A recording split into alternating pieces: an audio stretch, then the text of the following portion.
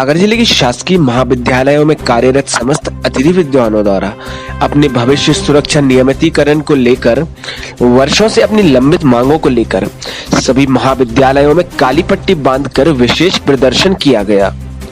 पिछले कई सालों से अपनी मूलभूत मांगों के लिए संघर्ष कर रहे अतिथि विद्वानों ने मीडिया से बात करते हुए बताया कि अतिथि विद्वान मध्य प्रदेश सरकार की गलत नीतियों के शिकार हैं। कई सरकारें आई गई और बनी, पर 20 साल से अतिथि विद्वान व्यवस्था में कोई सुधार नहीं हुआ है। अल्पमानदेय असुरक्षित भविष्य से अतिथि विद्वान शोषित और पीड़ित हैं।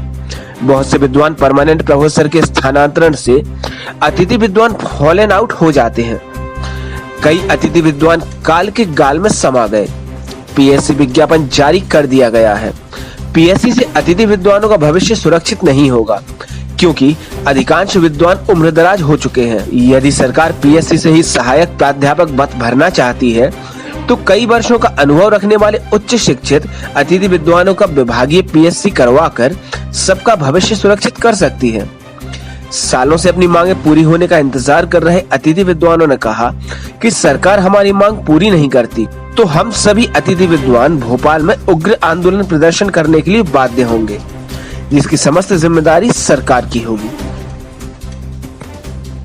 हम लोगों का एक ही डिमांड है कि हम लोगों को नियमित किया जाना चाहिए। मध्य प्रदेश के अलावा जहां पर भी बीजेपी की सरकारें हैं वहां या तो उनको कुछ स्थायित्व दिया गया है जो कॉलेज के गेस्ट फैकल्टी हैं, या उनको नियमित कर दिया गया है।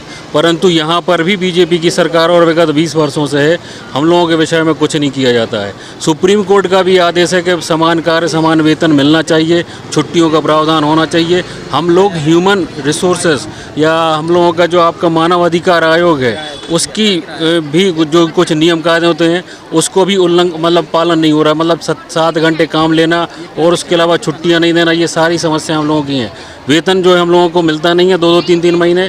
हम लोग यही चाहते हैं कि अगर हम नियमित हो जाएंगे तो ये सारी प्रॉब्लम से हम लोगों की सॉल्व हो जाएंगी।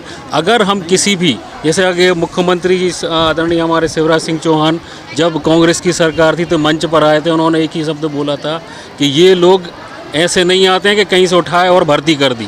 हम लोग बाकायदा मेरिट के आधार पर नियम अनुसार यूजीसी के रेगुलेशंस को फॉलो करते हुए ही यहाँ पर नियुक्त होते हैं और सारे मापदंड पूरा करने के बाद अपनी कक्षाओं का निर्धारण करते हैं। यहाँ पर नेक की टीम का काम होता है तो हम लोगों को यूज़ किया जाता है। एग्जामिनेशन, पढ़ाई के अलावा और भी जो एडमिशन से संबंधित कार्य होते हैं वो सब कार्य भी हम ही लोग करते हैं। अगर देखा जाए तो प्रदेश के अगर 487 कॉलेज हैं तो 487 कॉलेज में 5000 अतिथि विद्वानों के दम पर ही अध्ययन अध्यापन कार्य हो रहा है। अगर हम लोग हटा दिए जाते हैं जैसे कि ट्रांसफ़र के माध्यम से, हमारे जो साथी हैं विप्पू रजक, इनको फॉलन आउट कर दिया जाएगा। अब इसके बाद ये कहीं पर भी अप्लाई करेंगे तो मेरिट में पीछे चले जाएंगे। अब जिनको एंट्री 2 साल तक नहीं मिल पाएगी, ये कहाँ जाएंगे?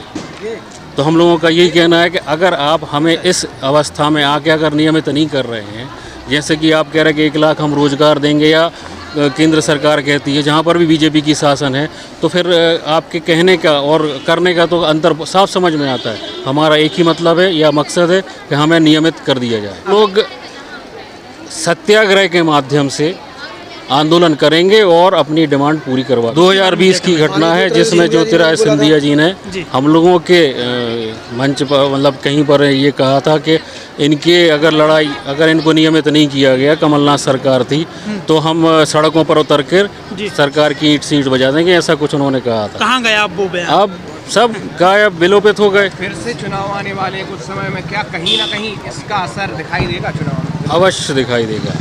हम लोग और अकेला ना सिर्फ ये उच्च शिक्षा विभाग है के कॉलेजों में जो है अध्ययन में डॉक्टर विप्पू रजक, मध्य प्रदेश के लगभग 400-500 जो भी कॉलेज हैं उनमें हम अध्यापन कार्य करा रहे हैं और अच्छे तरीके से सारे काम जो है महाविद्यालयों के जो संचालित होते हैं सारे काम जो है अच्छे से करा रहे हैं। और अगर सरकार ने ये सब बातें नहीं सुनी तो आप ये मान के चलिए कि हम लोग भी मध्य प्रदेश के करोड़ों वोटर से जुड़े हुए हैं, तो हम लोग वोटर प्रभावित करेंगे। बिल्कुल ये बात है, सरकार भूल में ना रहे। सरकार बन सकती है तो सरकार गिर भी सकती है, इसमें कोई दो मत की बात नहीं है। और हाल ही में एक बड़ी समस्या है, धड़ाधड़ ट्रांसफ़र लिस्टें आ रही हैं तो इसके लिए जो है एक जीतू पटवारी जी जब सरकार में आए थे तो उन्होंने एक पत्र की कंडिका को हटा दिया गया था कि ट्रांसफ़र से या पदस्थापना से कोई आता है तो वो प्रभावित नहीं होगा, वो वही रहेगा जब तक कि उसका मध्य प्रदेश के किसी अन्य महाविद्यालय में सेटलमेंट नहीं हो जाएगा। लेकिन अब वो कंडिका को हटा दिया गया। तो सरकार से ये भी निवेदन है कि कम से कम थोड़ा बहुत शर्म करके, दया करके, हम लोगों के परिवार भी जुड़े हुए हैं, अगर दया आए तो वो कंडिका को जुड़वाने की कृपा करें।